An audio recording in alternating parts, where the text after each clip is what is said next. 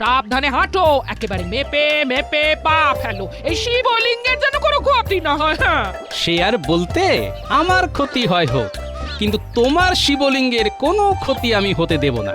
সে তুমি যত যাই বলো, তীর্থযাত্রা করতে গিয়ে এই যে শিবলিঙ্গ লাভ করেছি, তাকে আমি ঘরের পাশে স্থাপন করবই করব। হ্যাঁ, বছর বছর শিব পুজো করে তো আমাকে পেয়েছো গিন্নি, তারপরেও আবার তোমায় শিব পুজো করতে হবে। আবার আবার তুমি আমার মাথাটা গরম করছো।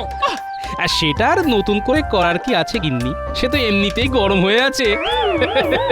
ওই গরমটাই তো দেখলে, এদিকে খেতে পড়তে উঠতে বসতে সেই আমি তো তোমার ভরসা গো। তাতেই তো আমাকে ফর্সা করে দিলে গিন্নি। এই আমি ছিলাম বলে তুমি বেঁচে গেলে। তুমি তো ভোলা মহেশ্বরের মতো ভুঁড়িটাই পেয়েছো গো। পার্বতীর জন্য দক্ষ যজ্ঞ করা কি তোমার কম্য? তবে এটাও কান খুলে শুনে রাখো, তুমি যদি ঘরে ফিরে আমার শিবলিঙ্গের প্রাণ প্রতিষ্ঠার ব্যবস্থা না করো, তবে আমি দক্ষ যজ্ঞ শুরু করে দেবো। হ্যাঁ, সেটা আমি এখন থেকে টের পাচ্ছি।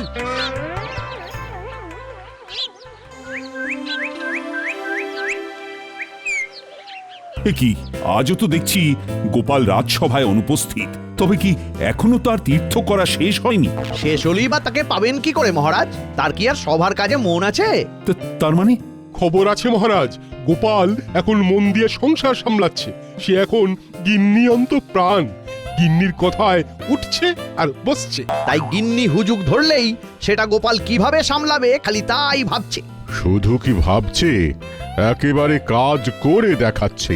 শুনলাম তীর্থ করতে গিয়ে গোপালের গিন্নি নাকি একটা শিবলিঙ্গ নিয়ে এসেছে, তার প্রতিষ্ঠা করাতে হবে। এখন গোপালের ধ্যান জ্ঞান সেটাই।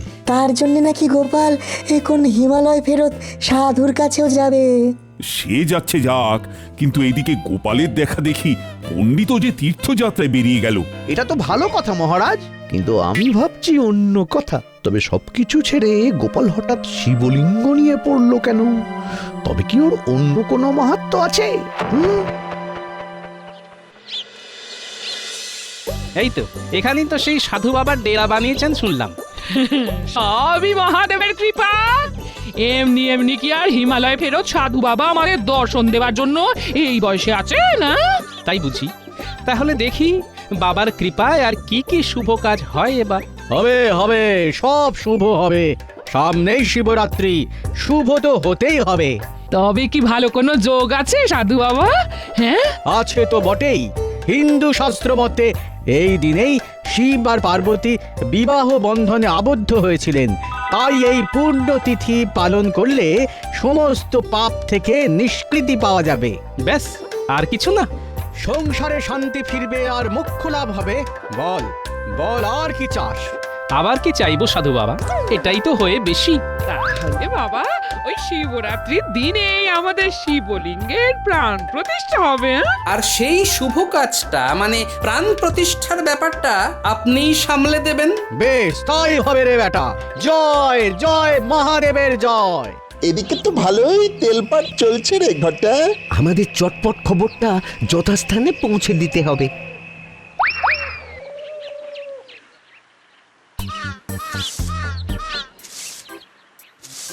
কি গো গিন্নি, তোমার মুখটা আজ কেমন যেন থমথম করছে? থমথম করবি না তো কি করবি শুনি? এমন লোককে নিয়ে কি আর সংসার করা যায়? আমি আবার কি করলাম? বলি সংসারে তো তোমার মন নেই, তা মনটা থাকে কোথায়? এই মরেছে মনটাকে কোথায় কার কাছে রেখে এলাম? কই না তো, রাখিনি তো। রাখুনি নয় বলো ভাবনি। আমার শখ আহ্লাদ নিয়ে মোটেই তুমি ভাবো না। এবেলা ও বেলা খালি রাজসভায় ছুটছো। সংসারে কি হচ্ছে না হচ্ছে সে খবর রাখো তুমি। না রাখলে সংসারটা চলছে কি করে? তবে তুমিও শুনে রাখো গিন্নি, সারাদিন কানের কাছে এরকম ভো ভো করলে আমিও পালিয়ে পালিয়ে বেড়াবো। হ্যাঁ, একেই বলে কপাল। একজনের সংসারে শান্তি আসছে আর একজনের কপালে অশান্তি। এবার কিন্তু গোপাল দাদা এই সব ঝামেলা থেকে মুক্তি পেয়ে যাবে আর মন্ত্রী মশাই মাথা ঠুকবেন। এই কি হয়েছে? খুলে বল দেখি আমায়, বল। হ্যাঁ হ্যাঁ, রাগ ঢাকে কি আছে? আমরা তো নিজের কানেই শুনে এলাম ওই হিমালয় ফেরত সাধু বাবার কাছে গিয়ে গোপাল দাদা আর ওর গিন্নি সংসারে সুখ আনার টোটকা নিচ্ছে। শিব পুজোর নির্ঘণ্ট জেনে এসেছে। দেখো দেখো, তাহলে আমি কেন তোমাকে দু চার কথা শোনাচ্ছিলাম? এরপরেও কি তোমার টনক নড়বে না? আমার টনক নড়ুক না নড়ুক, গোপালকে আমি কিছুতেই শান্তি পেতে দেব না। না না দাদু, এইভাবে চুপি চুপি আমাদের না জানিয়ে পুজো করা চলবে না। হ্যাঁ, দাদুর বাড়িতে শিব পুজো হবে অথচ আমরা কোনো দায়িত্ব পাবো না, সেটা হবে না। ওই দেখো আমার কচি কাচারা চলে এসেছে। আর মনে মনে বেশ গোসাও করেছে মনে হচ্ছে। এখানে শিব পুজো হবে আর আমরা কোনো কাজ করব না, তাই আবার হয়? হবে কি করে? তোদের ছাড়া তো সবকিছু ঠিক করে জোগাড়ই করা যাবে না রে। এই যে এই শিবের পুজোয় অপরাজিতা, ধূত্র, আকন্দ ফুল আর বেল পাতার আগে সেটাকে জোগাড় করবে শুনি। আমরা ছাড়া আবার কি করবে? তাহলে তোদের যে প্রয়োজন আছে সেটা তো বুঝতে পেরেছিস। কোনো চিন্তা নেই, আমরা সব জোগাড় করে আনবো। এদিকে না হয় সব জোগাড় হয়ে গেল, কিন্তু ওদিকে শিব পুজোর নেমন্তন্নটাই তো করা হয়নি এখনো। সেটা কি এবার আমাকেই করতে হবে? তার জন্য তো এই শর্মা আছে, ঠিক সামলে দেবে। মনে হচ্ছে খুব ধুমধাম করেই এবারে পুজো হবে। তাহলে মন্ত্রী, আপাতত তেমন কোনো উৎসব অনুষ্ঠান নেই, তাই তো? থাকলেই বা কি মহারাজ, ভেতরে ভেতরে কে যে কি করে ফেললো সেটা তো আর জানতে পারছি না। মন্ত্রীমশাই বোধহয় গোপালের বাড়িতে শিবলিঙ্গ স্থাপনের কথা বলছেন। তেমন কিছু হলে গোপাল নিশ্চয়ই আমাদের ডাকবে, আমি নিশ্চিত। সেই আশাতেই থাকুন আপনি। হ্যাঁ, গোপাল করবে নিমন্ত্রণ, তাহলেই হয়েছে। না না, এখনো কিছু হয়নি, তবে এবার হবে, মানে নিমন্ত্রণ। এই তো গোপাল এসে গেছে। তাহলে ওই কথাই থাকলো মহারাজ, আগামী শিবরাত্রির দিন এই গরিবের বাড়িতে আপনি সহ সকলের নিমন্ত্রণ। শিবলিঙ্গের প্রাণ প্রতিষ্ঠা হবে। কিন্তু একা হাতে গোপাল সব দিক তুমি সামলাচ্ছ কি করে? পুজোর কাজ তো বড় কথা নয়। আমি থাকতে গোপাল ঝামেলায় পড়বে, এমনটা ভাবলেন কি করে মহারাজ? কোনো চিন্তা করো না গোপাল, পুজোর দায় দায়িত্ব খুঁটি নাটি আমি সব সামলে দেব। বাহ বাহ বাহ, পুজোটা গোপালের বাড়িতে হচ্ছে বটে, তবে তার জন্য তো সবাইকে সাহায্যের হাত বাড়িয়ে দিতে হবে। এই অজুহাতে মন্ত্রীমশাই ষড়যন্ত্রী মশাই হয়ে যাবেন, সেটাও বেশ বুঝতে পারছি। তবে এখনই ওকে ঘাট থেকে নামিয়ে ফেলা যাবে না। মন্ত্রীমশাই নিজে যখন সব সময় গোপালের সঙ্গে সঙ্গে থাকবে, তখন আর চিন্তা কি? হ্যাঁ। কি গোপাল, তুমি খুশি তো? গোপালের বাড়িতে হবে শিব পুজো, তাই রব উঠেছে সাজো সাজো। মহারাজেরও যখন এইরকমই ইচ্ছে তখন তাই হবে। আমার যখন যেমন প্রয়োজন তেমনটা মন্ত্রীমশাইকে জানাবো, তবে কাজের কাজটা নিজেই বুঝে নেব। তুমি নিশ্চিন্তে থাকো গোপাল, আমি চীনে জোকের মতো তোমার সঙ্গে লেগে থাকবো। এবার আমার কোনো সন্দেহ নেই যে পুজোটা তুমি মন দিয়েই করেছো। হ্যাঁ, এতক্ষণ তাহলে সন্দেহ ছিল বুঝি? সেটা একটু ছিল বটে, তবে এবার যখন তুমি নিজেই আমাকে সাধু বাবার কাছে নিয়ে যাচ্ছ, তখন আর কোনো ভাবনা নেই, চিন্তাও নেই। হ্যাঁ, তবে আমার যে চিন্তা হচ্ছে কি নেই, মন্ত্রীমশাই ছুঁচ হয়ে ঢুকে ফাল হয়ে বেরোবে। কি আবল তাবল বলছো বলো তো? মন্ত্রীমশাই যেচে সাহায্য করতে চাইছে, তার মানে নিশ্চয়ই এর পেছনে মন্ত্রীর অন্য কোনো উদ্দেশ্য আছে। এ তোমার সন্দেহবাতিক মন গো, সন্দেহবাতিক মন। তাই মন্ত্রী মশাই সাহায্য করতে চাইলেও সন্দেহ করছো গো। সেই সন্দেহ তোমার দূর হয়ে যাবে গিন্নি, একটু সবুর করো।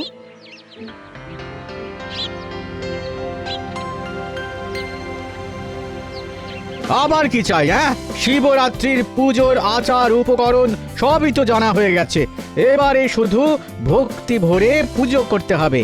সেই পুজোটা যে আপনাকেই করতে হবে সাধু বাবা, তার জন্য যেমন যা অর্থ লাগবে আমি আমার সামর্থ্য মতো দেবার চেষ্টা করব। না না না, অর্থ নয়, ভক্তি ভাবটাই তো আসল। তবে শিবরাত্রির পুজো বড় একটা কম হ্যাপা নয় কিন্তু। কেমন ভাবে কি করতে হবে আপনি একটু বুঝিয়ে দিন সাধু বাবা। 4 প্রহর ধরে মহাদেবের পুজো হবে। প্রথম প্রহরে জল দিয়ে, দ্বিতীয় প্রহরে দই দিয়ে, তৃতীয় প্রহরে ঘি এবং শেষ প্রহরে মধু দিয়ে শিবলিঙ্গের প্রাণ প্রতিষ্ঠা করতে হবে। তাহলেই পুজো শেষ? তাই আবার হয়?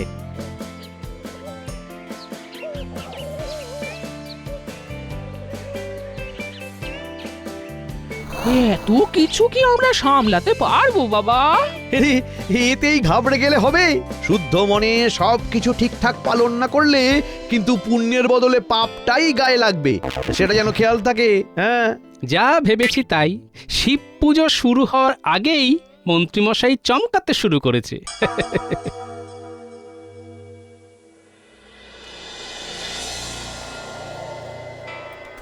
অত করে বললাম, তবু যদি তোর একটু একটু টনক নড়ে, সেই সারাক্ষণ রাজসভা আর মহারাজের দায়িত্ব সামলাচ্ছেন।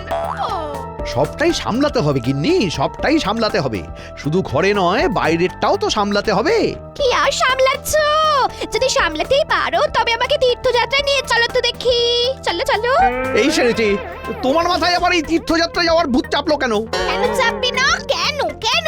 গোপালের গিন্নি যদি শিবলিঙ্গ নিয়ে এসে সেটা প্রতিষ্ঠা করে সংসারে সুখ শান্তি আনতে পারে, তাহলে আমিও পারবো।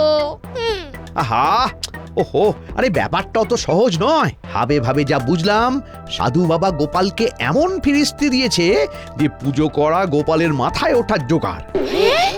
বলো কি? হ্যাঁ, গোপাল যদি সবকিছু ঠিক করে করেও ফেলে, তবে সেটা কি করে ভেস্তে দিতে হয় সেটা আমার জানা আছে। শুধু তাই নয়, চাইলে ঘোলা জলে কি করে মাছ ধরতে হয় সেটাও নিশ্চয়ই তোমার মনে ভাজা হয়ে গেছে। সে আর বলতে, তুমি আমাকে ঠিকঠাক চিনেছো গিন্নি। গোপালকে যে কি প্যাচে ফেলবো সে আমার মনে মনেই আছে।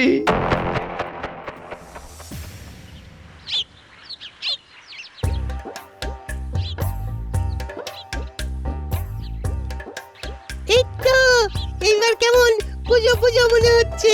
হ্যাঁ, কলসিতে ভরে গঙ্গা জল দিয়ে এসেছি। এটা না হলে তো পূজাই শুরু করা যাবে না। সে না হয় এনেছিস, কিন্তু এবার বাকি কাজগুলো তো সামলাতে হবে নাকি?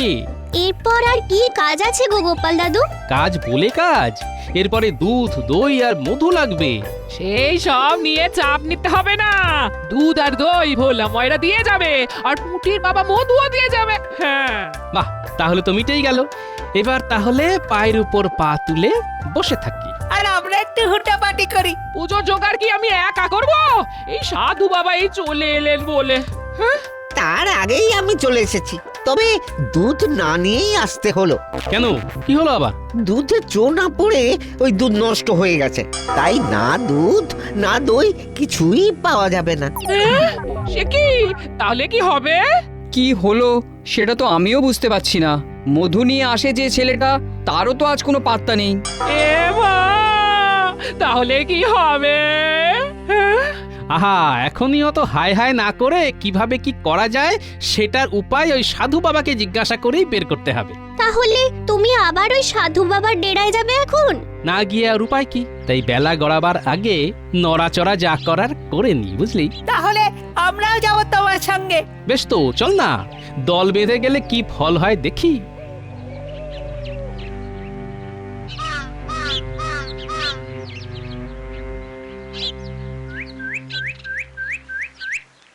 তাহলে যেমন যা বলেছিলাম তেমন সব গুছিয়ে ফেলেছিস তো?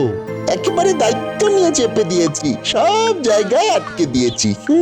আমরা এমন চেপেছি যে গোপাল দাদা পুরোপুরি চাপে পড়ে গেছে। যাই হোক, শোন, প্যাঁচটা হালকা করা যাবে না। পুজোর জোগাড়ে যদি ঠিকমতো না হয় তবে পুজোই হবে না।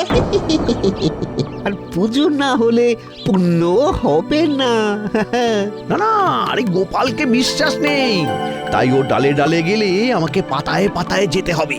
আমি জানি গোপাল এখন কি করতে পারে, তাই এটা ওটা ছেড়ে মাথাটাকেই ঘুরিয়ে দিতে হবে, বুঝলি? আপনি কিচ্ছু ভাববেন না মন্ত্রীমশাই, সাধু বাবার খাতির যত্নের কোনো অভাব হবে না। আপনার কোনো বদনাম হবে না। তোরা এই দিকটা দেখ, বুঝলি? বাকিটা আমি সামলে নিচ্ছি, তবে সব কাজ খুব তাড়াতাড়ি করতে হবে কিন্তু।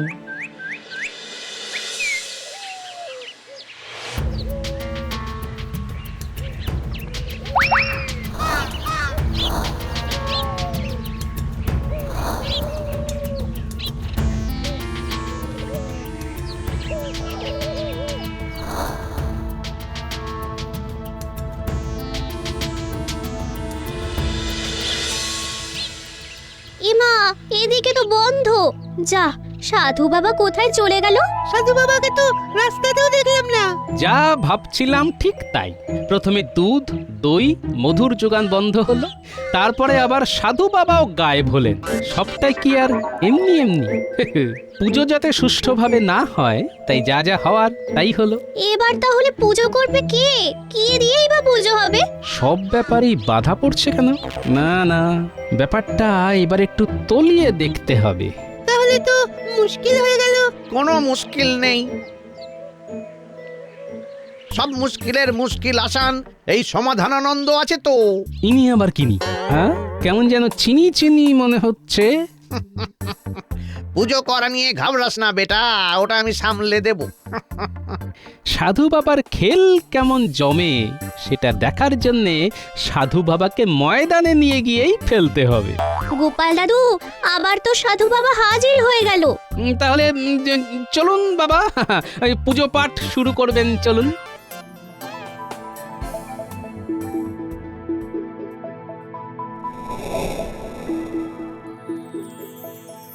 হয়েছে গিন্নি, হয়েছে। ব্যবস্থা একখানা ঠিক হয়েছে। বলি, সাধু বাবাকে নিয়ে এসেছো তাহলে? কিন্তু ইনি কে? আমি আর নিজের পরিচয় কি করে দিই মা?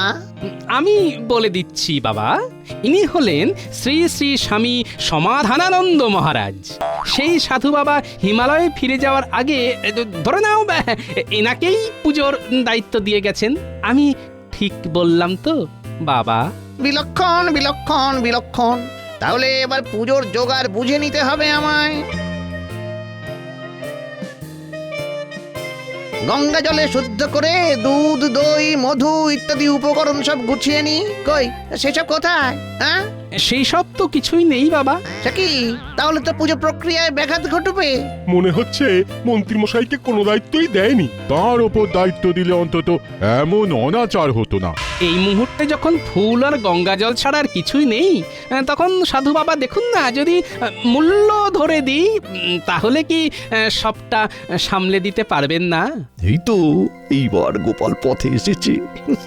এই তালে ওকে চাপ দিয়ে কিছু কামিয়ে নেওয়া যাবে। উপায় যখন নেই, তাহলে ওই মূল্য ধরেই করে দিতে হবে, এই আর কি।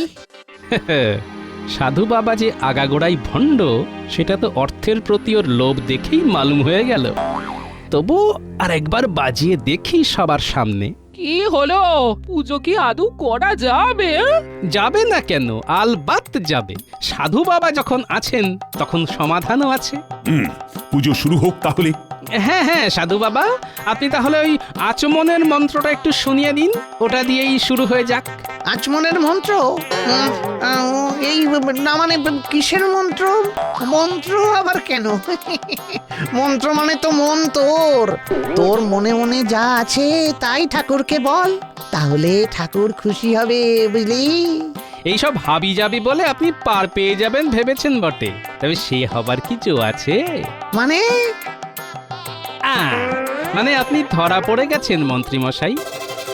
এ কি, আপনি সাধু নন? তার মানে মন্ত্রী, তুমি সাধুর ভেগ ধরে সব গোলমাল পাকানোর মতলব ইতেছিলে? না মানে আমি আমি আমি তো মানে মানে আমি মানেটা আমি পরিষ্কার করে দিচ্ছি মন্ত্রী মশাই। পুজোর সামগ্রী জোগাড় করতে গিয়ে যখন সবাইকে হাত তুলে দিতে দেখলাম, তখনই আমার সন্দেহ হয়েছিল। তারপরে যখন দেখলাম সাধু বাবার গলায় হাত, তখন আর বুঝতে বাকি থাকলো না যে সাধু বাবা নকল। এবার কি যে হবে? ওহো, গোপালকে আমি মন্ত্রীর ওপর ভরসা করতে বলেছিলাম, কিন্তু এখন তো দেখছি মন্ত্রী গোপালকে একেবারে ভরসা করে দেওয়ার চেষ্টা করছিল। কিন্তু এবার আবার শিবরাত্রির ব্রত পালনের কি হবে? ঝামেলা পাকানোর পান্ডাকে যখন ধরা গেছে, তখন তাকে ঘা কতক ডান্ডা কষালেই সমাধান পাওয়া যাবে। সামগ্রী মন্ত্রীকেই জোগাড় করতে হবে। আর পুজো কিভাবে কাকে ডেকে হবে সেটাও মন্ত্রীমশাইয়ের উপরেই ছেড়ে দিন মহারাজ। কারণ আমার স্থির বিশ্বাস সাধু বাবা কোথাও যাননি, ওকে মন্ত্রীমশাই কোথাও লুকিয়ে রেখেছেন। রক্ষে করুন মহারাজ, আমি সব বলছি। সাধু বাবা কোথাও যাননি, বটার ঘটার হেফাজতে আছে। আমি তাকে এনে সব ব্যবস্থা করে ফেলছি মহারাজ। আপনি শুধু এবারের মতো আমাকে ছেড়ে দিন মহারাজ, আমাকে ছেড়ে দিন। মহারাজ আর আপনাকে ধরলো কোথায় যে ছেড়ে দেবে মন্ত্রীমশাই? ভালোই ভালোই পুজোটা মিটতে দাও একবার, তারপর তোমায় বোঝাবো কত ধানে কত চাল। আমি গেলাম মহারাজ।